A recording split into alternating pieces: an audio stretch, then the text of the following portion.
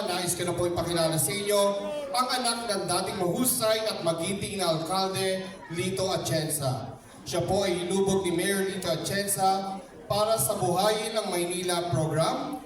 Nag-aral po siya sa De La Salle University sa kursong Political Science Major in Governance. Ang kasalukuyang direktor ng Kababaihan ng Maynila, isang mahusay na artista at mamamahayag.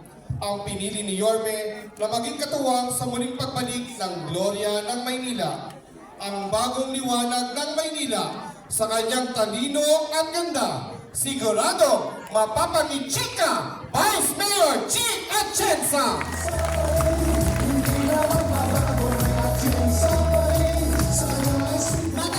Magandang hapon po sa inyo lahat. Kamusta po kayo? Para lang nanonood ng sine ngayon. Tama po ba? Ako po si Chi Atienza, ang bunsong anak ng dating muting Mayor Lito Atienza. Ako rin po ang direktora ng Kababaihan ng Maynila, isang organisasyon na binuo ng aking mga magulang 40 years ago. Nakikita ko ngayon, meron mga members ng Kababaihan ng Maynila na original dito. Alam niyo na, alala niyo po ba noon, may maliit na bata ang kasunod ang aking ina, maliit at mataba? Ako po yun. Ako po ang hinubog para ipagpatuloy ang kanilang nasimulan. Yun ka rin. Anyway, kagaya rin ng aking kapatid na hindi si Mayone ang sasabihin ko sana. Pero pag nakita niyo ang ating Mayone ko, sabihin niyo sa kanya na sabi ko, mas maganda siya sa akin. Gustong-gusto niya yan pag sinasabi ko sa kanya. Sabihin niyo rin sa kanya na mahal ko siya. Pero ang babanggitin ko ay ang aking kapatid na si Kuya Kim. Kilala niyo po si Kuya Kim? Tayo lang naman. Sino ang mas gwapo? Si Kuya Kim o si Ali? Hindi ko po sasabihin na. Pero kagaya po ng aking kapatid na si Kuya Kim, ako rin po ay nasa telebisyon bilang isang broadcast journalist.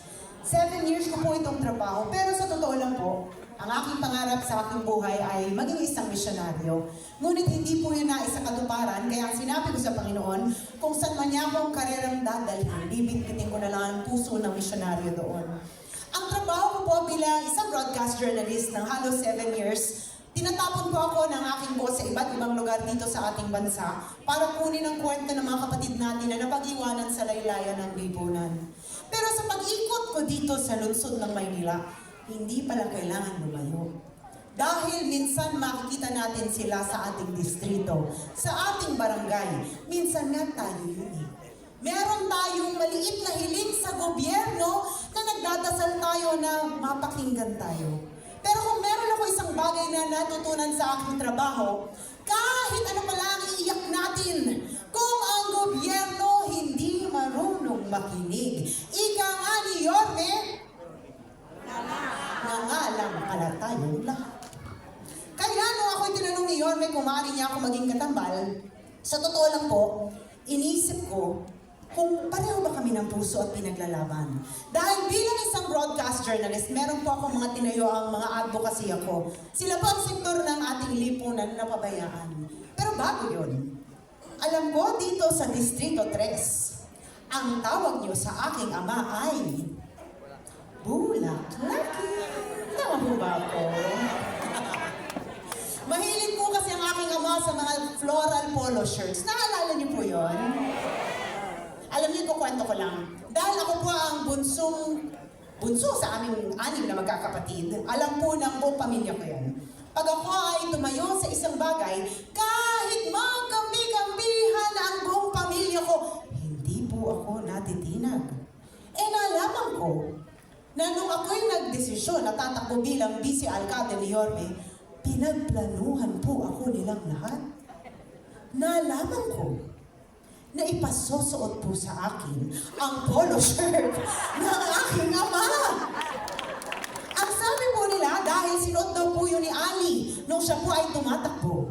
At dahil sa nervyos ko, inunahan ko sila. Kinabukasan, meron na po malaking bulaklak ang aking likuran. Hindi na po nila sa akin pinasuot ang polo shirt ng aking ama dahil napagbigyan ko na sila sa kanilang bulaklak. Pero ang hindi nila alam, kaya makulay na bulaklak ang aking pinili dahil naniniwala po ako sa pagiging inklusibo.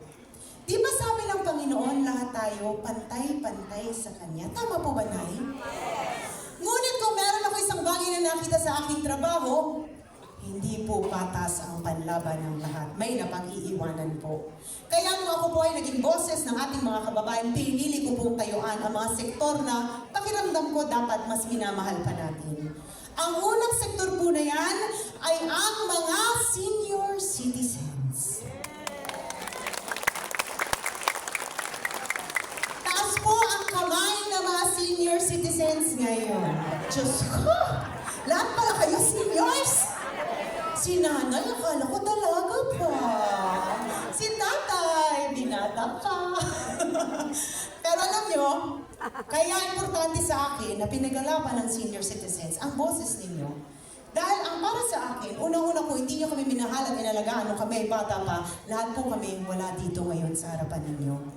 Ngayon na kami naman ang malakas, kami naman dapat ang mag-alaga at magmahal sa inyo.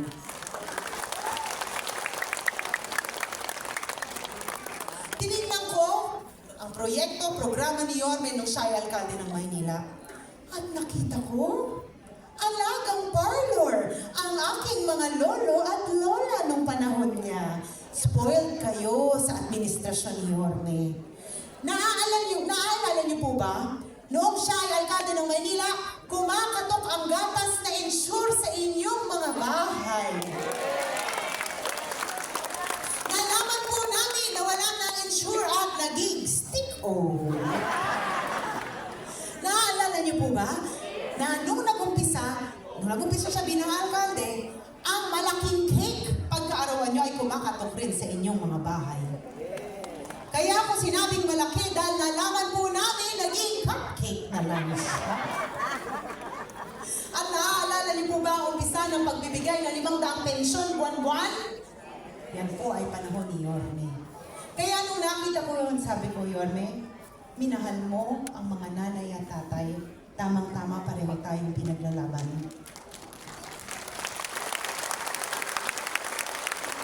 Pero sa totoo lang po, nakita ko kung gano'n yung kamahal si Yorme. Dahil ngayon lang ako nakita ng mga naka-wheelchair na senior citizen, pag nakita si Yorme, tumatayo at tumatalon at sumisigaw na bumalik na siya. Ang pangalawang aking sektor na tinatayuan at pinaglalaban ay ang ating mga kapatid na may kapansanan. Hindi ko po alam kung naikwento na to sa inyo ng aking kapatid. Ngunit, nung ako po'y bata pa, meron kasi kaming shelter para sa mga tinatapon na mga babies. Kinukupo po namin sila. At merong 2 bata po doon na may kapansanan na walang may gustong kumuha. Kaya inampun po namin sila at ginawa namin kapamilya. Ngayon malaki na sila, parehong may kapansanan. Isang bulag, isang may ADD-HD. Nakita ko, mahirap pong mabuhay ng may kapansanan. Dahil dyan, dapat ang gobyerno sinusuportahan at minamahal sila. Tinignan ko ang ginawa ni Yorme no siya ay alkalde ng Maynila at nakita ko, binigyan po niya ng oportunidad ang ating mga kapatid na may kapansanan sa pamamagitan ng Job Inclusivity Act. Dahil hindi porket ang isang tao ay may kapansanan, hindi na siya dapat mabigyan rin ng oportunidad. Even mga senior citizens, pwede rin magtrabaho dahil doon sa batas na ginawa ni Yorme noong panahon. Anyway, pangatlong aking tinatayuan, dahil kung si Yorme ay batang Tondo, si Chi Atienza ay batang Bukid. Hindi po ako lumaki sa farm. Hindi po ako si Alice Guo. Ako po ay lumaki at pinanganak sa St. Andrews Field. Alam niyo po kung saan yun? San Andres. Sa San Andres, Bukid, Manila. Marami po sa aming mga kasama sa barangay ay mula po sa Muslim community. Dahil doon, pinaglalaban ko po ang ating mga kapatid na Muslim. Kasi ang tingin ko, masarap silang kaibigan, kapamilya. Kaya pinapakita ko ang kagandahan ng kanilang kultura noong panahon na ako ay isang broadcast journalist. Tinignan ko ang ginawa ni Yorme para sa ating mga kapatid na Muslim at nakita ko, mahal din niya ang mga Muslim. Alam niyo po ba, siya ang kauna-unahang alkalde ng Maynila na gumawa ng Islamic Cemetery at Manila Muslim Affairs na tumutulong sa ating mga kapatid na Muslim. Ngunit alam niyo, nalungkot ako. Nalaman po namin kamakailan, sinarado po ang Manila Muslim Affairs. Iniisip ko, baka akala nila pag sinarado ang Manila Muslim Affairs, makakalimutan ng mga Muslim si Yorme. Tingin niyo ba makakalimutan ng mga Muslim si Yorme? Tingin ko rin hindi. Kaya pag-upo po namin balang araw, ibabalik po namin ang Manila Muslim Affairs. Pakisabi po yan sa ating mga kapatid na Muslim. At pang-apat at panghuling aking tinayuan, ako ay broadcast journalist, kukwento ko lang. Noong ako po ay nasa kolehiyo, nag-aral po ako sa De La Salle University. Ang kinuha ko pong kurso ay Political Science, Major in Governance, 25 years ago. Sinasabi ko lang na 25 years ago ako nag-kolehiyo kasi akala po nung iba 25 years old lang po ako. 43 na po si Chi Atienza. May 3 ng anak at halos 20 taon na po akong may asawa. Hindi na po ako dalaga. Dala na po ako. Mukha lang akong bata. Pero kaya ko lang kinuwento yun. Dahil noong mga panahon na yun, na ako ay nasa kolehiyo, sinabi ng aking ama sa akin, ikaw kailangan magtrabaho na dahil ikaw ang magbabayad ng tuition fee mo. Mayor po siya ng Maynila noon. Buti na lang at na-discover po ako ng ABS-CBN at ginawa po akong artista. Kilala niyo si Heart Evangelista? Kasabayan ko po yun. Si Heart Evangelista sumikat!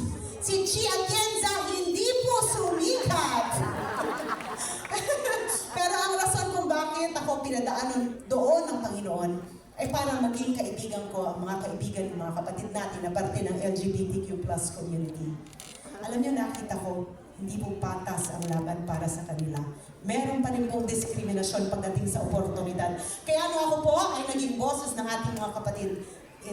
Tinaas ko rin ang kanilang boses at pinarinig ko ang kanilang mga hinaing. Tinignan ko si Yorme at nakita ko mahal din niya ang mga LGBTQ+. In fact, may grupo nga po siyang Bekshies of Manila. Kaya nung sinabi ko, pareho tayong pinaglalaban, pareho tayo ng mahal. Sabi ko, nahanap ko na yata ang soulmate ko sa public service. Dahil doon, binigay ko po ang aking matamis na oo. Sabi ko, teka, bababa ako kasi mahihain po ako eh. Ayoko na sa entablado. Mas gusto ko katabi kayo. Kaya nung panahon na sinabi ko papayag akong maging kanyang katambal, nagtanong ako. Sabi ko, ang dami-dami pwede mong piniling vice alkalde. Ang dami pong nag-a-apply. Type mo ba maging vice alkalde ni Yorme? Type na type ko yan. Tingnan niyo kasi si tatay. Gusto ko yung vice alkalde ni Yorme. Yorme, araw. Nagmumotor ako sa Hermosa, Malugit. Madaling araw, pinatawag ako sa mga kasama niyan. Kaya tayo, kain tayo. O, tingnan niyo. Ba't kayo ka time? Tingnan mo naman, kaya ako iniisip, binata pa sila tatay. No, may earrings pa si tatay. O, bakit naman tay? Pero alam nyo, ang sagot po niya sa akin, kilala kita bata ka pa lang, nakapagtapos ka ng political science major in governance. Maari kang pumasok sa mundo ng politika, ngunit sa halip, pinaglaban mo ang boses ng ating mga kapatid. Totoo po yun. Dahil ako po ay nag-graduate at inaral ko po ang political science major in governance, ginamit ko po ang aking boses bilang bunsong anak ng alkalde ng Maynila para ipaglaban ang mga kabataan nung ako'y bata pa. At nung ako ay naging ina, pinaglaban ko po ang mga boses ng ating mga ina dito. At nung ako ay naging broadcast journalist, ako po ay nakipaglaban para sa boses ng ating mga kapatid na napag-iwanan sa laylayan ng lipunan. Kayang-kaya ko naman pumasok dati pa sa mundo ng politika.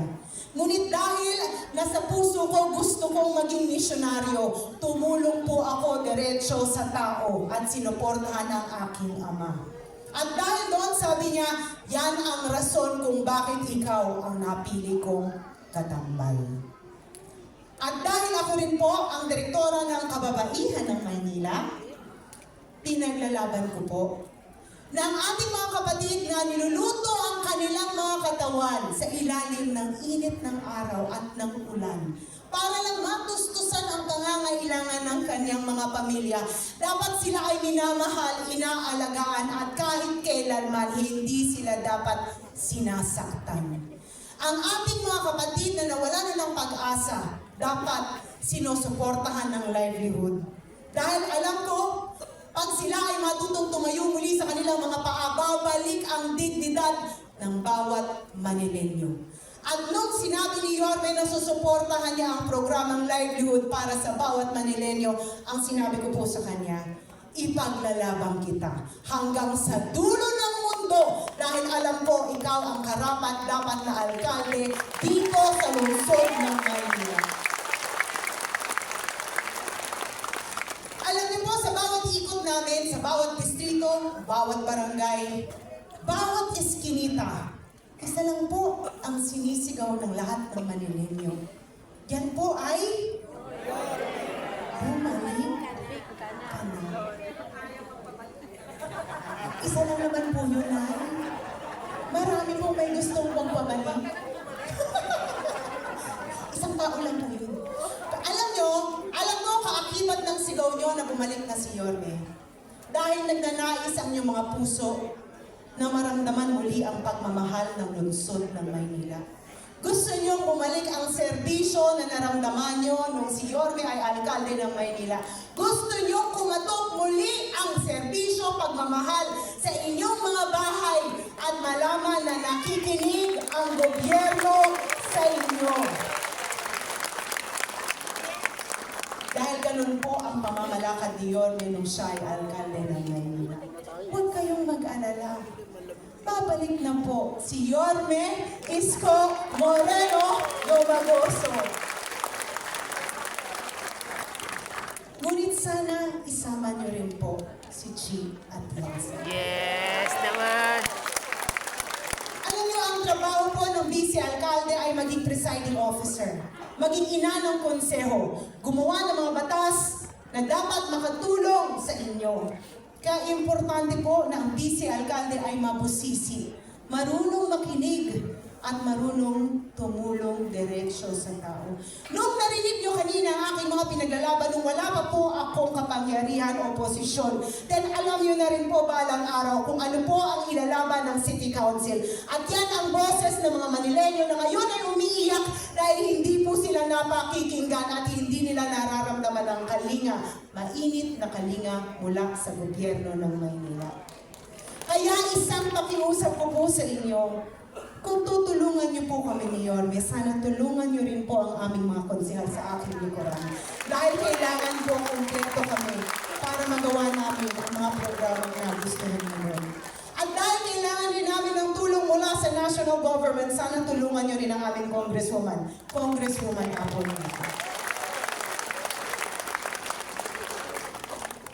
Alam niyo, kung meron man akong isang kaya kong ipagmalaki, yan ang kapasidad ko na makinig sa tao. Dahil bata pa lang po ako, ito na po ang aking ginagawa.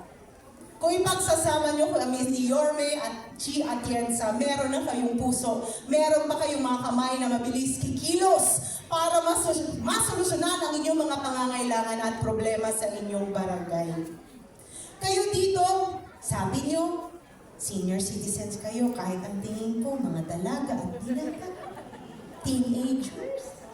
Gustong-gusto ng tatay ko pag tinatawag ko siyang teenager. Alam ko rin bakit gusto niyo bumalik si Yorme. Dahil alam ko naramdaman niyo ang iba't ibang kalinga ng iba't ibang administrasyon. At alam ko na gustuhan niyo ang nakita niyo noong panahon na si Isko ay isang alkalde ng Maynila. At huwag kayong mag-aalala dahil kayo ang prioridad ng administrasyon namin ni Yorme Isko Moreno Tumagoso balang araw. Kayo ang makikinabang at kasama na ang inyong mga anak, apo at susunod na henerasyon. Huwag na kayong mag-aalala dahil prioridad po namin na iiwan nyo ang mundong ibabaw na meron kayong kasiguraduhan na kayo ay mahal ng gobyerno at aalagaan namin ang susunod na henerasyon. Hindi po ako umaalis na sa kahit na anong distrito na hindi nag-iiwan ng alaala. Ay, tatay. Dahil ayoko po maalala nila ang aking mukha. Kasi po ang mukha nagbabago. Ang mukha pumapangit. Ang mukha tumatanda. Ngunit ang puso, hindi po yan nagbabago. Kaya pwede ko po bang ipauwi sa inyo ang aking puso ngayong hapon? Maaari ko po ba kayong puntahan? Tayong dalawa. Ang magkasama.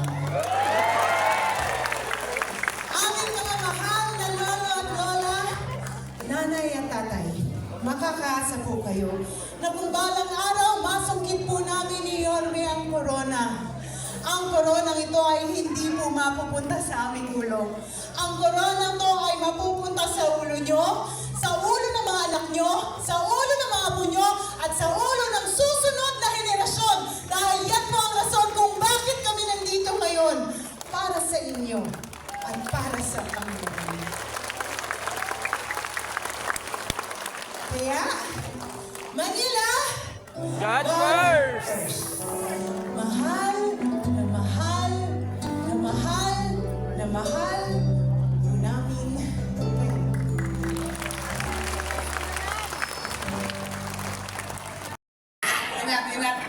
Tingnan niya natin kung sino pagising. Ako, tingnan natin ako sino ang malakas. Doon sa Fordley. Hi! Hello! Malakas. Itong wakali. Tingnan natin, ha? Hi! Hello! Nako, may kalalagyan tong nangka. Tingnan natin. Hi! Hello! Huwag malalakas pa mga lulot-lola ko, ah. Magandang hapon sa inyong lahat. Salamat po sa inyo at tinutunan ninyo ang aming paanyaya. Bagamat kayo may mga gawain sa kanya-kanyang tahanan, binigay ninyo ang oras nyo sa amin. Kaya maraming salamat. Pero pumanatag kayo, mga minamahal kong lolo at lola, nanay, tatay. Hindi namin kayo pauwi ng konsumido. Opo. Hindi kayo uuwi na may puot, na may galit o inis. Dahil mabigat ang bilin ko sa Yorme's Choice. Sabi ko sa kanila, oy, umayos kayo. Yung utaw, busy. Pinuntahan kayo, huwag niyo sayanin yung oras. Kung kayo'y kandidato, Pons! at first time kayong tatakbo, sabihin niyo na lang kung ano ang gagawin ninyo. At kung kayo naman re-electionista, sabihin niyo kung ano ang ginawa ninyo. At hayaan natin ang taong bayan ang magdesisyon. Tama po ba? Kasi alam naman ng taong bayan, ng mamamayan, kapag halalang ang mga politiko magkakaaway. Yung magkakapitbahay, magkakaaway din. Pagtapos ng eleksyon, yung mga politiko, bati-bati na. Yung magkakapitbahay, magkaaway pa rin. Nag-iispiran pa yan. Tama ho ba? Kaya...